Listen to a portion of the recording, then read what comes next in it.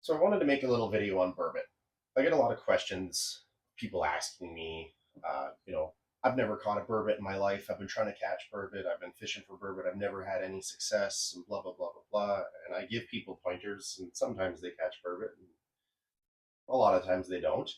And, in the past, I've jokingly called myself the burbot master within my friend group. So don't take that too seriously. But I just wanted to touch on a few things that I like to use, my normal setup for burbot, the areas that I generally target throughout the year. So first, I'm going to start with the lure selection. This is really my number one go-to. Outside of this, I'm going to use a rattle bait of some sort. And now this is a big nasty tackle, trout and pout spoon. There's a small rattle in it, and so burbots hunt basically mostly off of vibration and scent. They use their barbels, and they also have their otoliths in their head that help when it comes to hunting and finding food. So these are super glow lure. They work extremely well. Glow is definitely a big part of what you want to utilize when it comes to burbot. You want to be charging that lure pretty much every other couple of minutes. You want to pull it back out of the hole, especially anytime if you get hit, bring it back up, hit it with your light, whatever you're using, and send it back down. When I say super glow, this is what I mean. Now, this thing works incredibly well when you're talking about, in the middle of the night, in the evening, whenever it's pitch black, it's dark. You want your lure to be glowing. And these big nasty tackle, there's a lot of other guys that make great baits too, don't get me wrong. But these hold, they stay glowing for a long period of time. So now, how these come are generally they have a small type of split ring that are on them here. And then after the split ring, they're kind of like a rectangle split ring. It's usually just your hook. So the way that I like to set them up is I usually pull that off. I put on a stronger hook and I put on one of these snap swivels. So now these snap swivels, they do a couple things. They allow your bait and your hook to rotate freely. So if you fish burbot or you know anything about burbot, they are squiggly, wormy, eely creatures that will just spin and writhe and move all around. That swivel really helps to maintain that hook being set in their mouth. They do have a very hard mouth, so you can give them a pretty good hook set. When I want to jig really aggressively, I can take this hook off and I can basically push my minnows down over this if I want to, or the head of a herring, whatever you want to do. And it's going to hold on a lot better than simply just pushing minnows or your bait just down over the edges of the hook. Now, doing this also allows for a whole bunch of extra action, as you can see. And being that you have your swivels in place, that hook is always going to stay right where it needs to stay. So now to touch on my rod.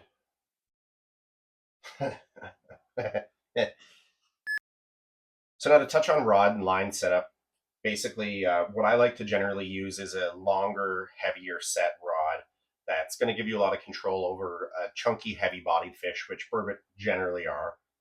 They can get 35, 40 inches, 20 pounds, and that's not a small fish, and that's a muscular fish. So my rod is an Omen 36 medium heavy. This is from 13 Fishing.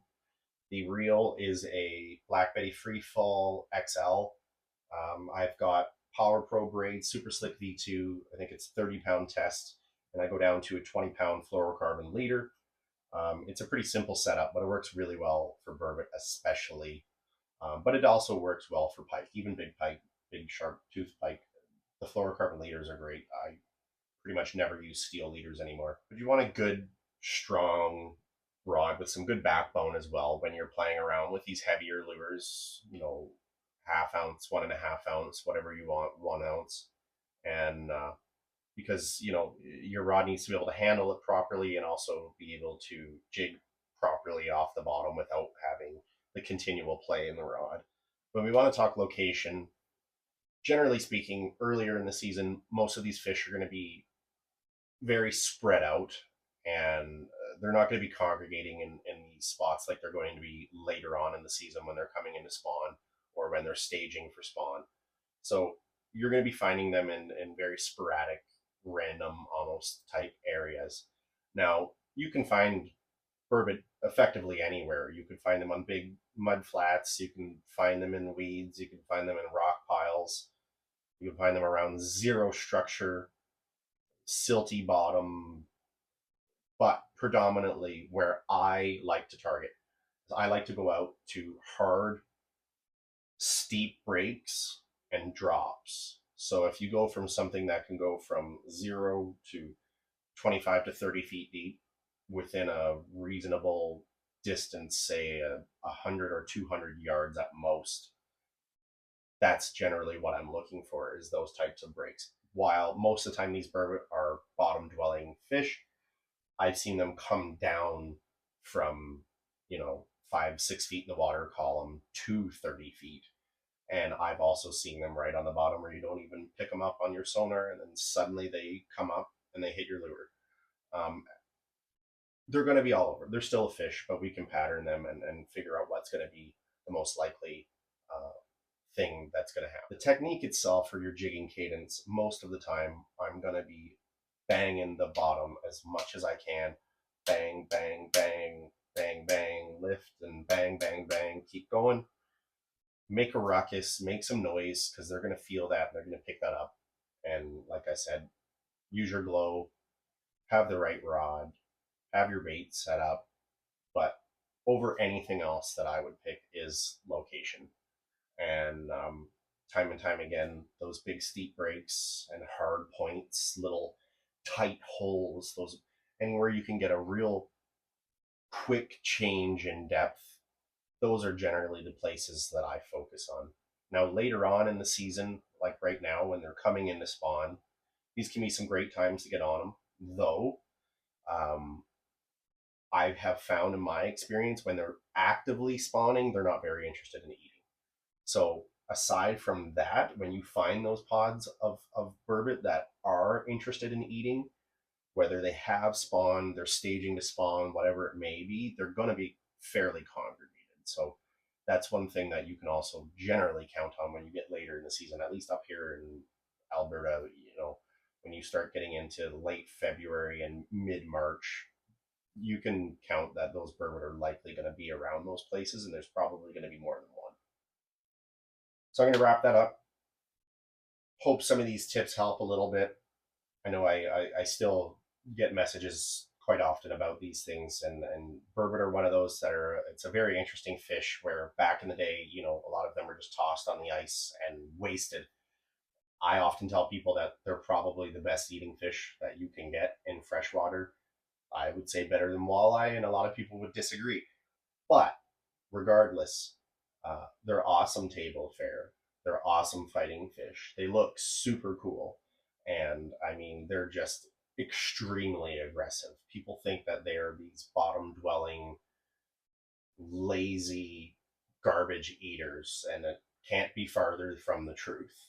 They're active predators. They will chase down prey. They come to eat your lure. They are aggressive fish, especially when you can get on them when they are in the mode to feed. They come in and they commit. It's very rare that I can't find burbot that aren't willing to commit or seem shy or spooky. Appreciate you guys watching. I'm gonna try and keep up on some more content on this page. Obviously, this is my business page. I'm going to be running guides through the summer here with my new boat, and I've got all my gear and everything rigged and ready to go. Kind of just finishing a couple final details. It's going to be on my local lake here, Sylvan Lake, Alberta, and I hope to see some of you guys come out with me, and looking forward to see where this venture goes for me. It's been something that I've been wanting to do for a couple of years now, and yeah, so I really appreciate you guys watching, and follow, like, share, subscribe. That's all.